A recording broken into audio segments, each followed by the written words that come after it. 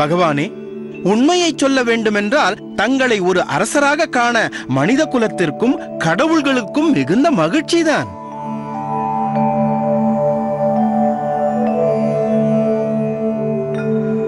ஆனால் ஒன்று, இது நடந்தேற ஒரு முறை வழக்கத்தில் உள்ளது. சாஸ்திர சம்பிரதாயப்படி திருமணம் ஆனவர்தான் மகுடம் ஏற்க வேண்டும். இது மிக முக்கியம். இது தங்களின் நினைவில் இல்லையா?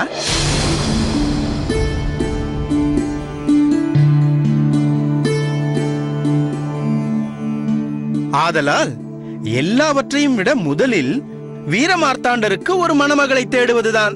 நாராயண நாராயண.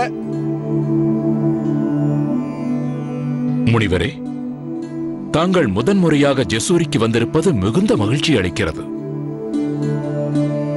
ஆனால் ஒன்று மட்டும் உண்மை, தாங்கள் நிச்சயமாக பட்டமளிப்பு விழாவிற்கோ அல்லது திருமணத்திற்கோ வரவில்லை. தாங்கள் உண்மையாக ஜெசூரிக்கு வந்த காரணத்தை நான் தெரிந்து கொள்ளலாமா?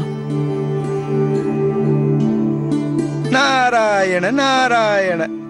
நான் வந்த காரணத்தையே மறந்துவிட்டேன். தயை கூர்ந்து என்னை மன்னித்தருளுங்கள். பகவானே, என்னை மன்னியுங்கள்.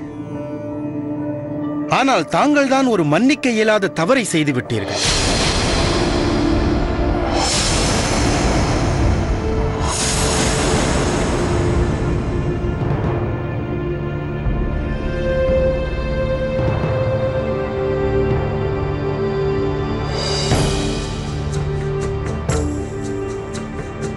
தவறா?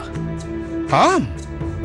ஒரு பக்தன் பூஜை செய்து அதை இறைவன் ஏற்றுக்கொண்டால் அவனை ஆசீர்வதித்து அவன் வேண்டும் வரமளிப்பதுதானே முறை.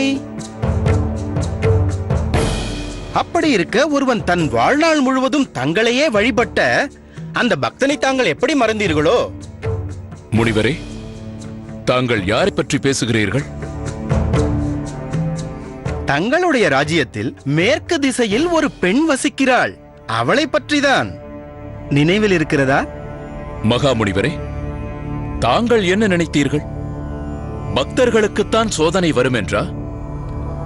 இல்லை, பக்தர்களுக்கு செவி கொடுப்பதும் அவர்களை பார்ப்பதும் கூட நமக்கு ஒரு விதமான சோதனைதான்.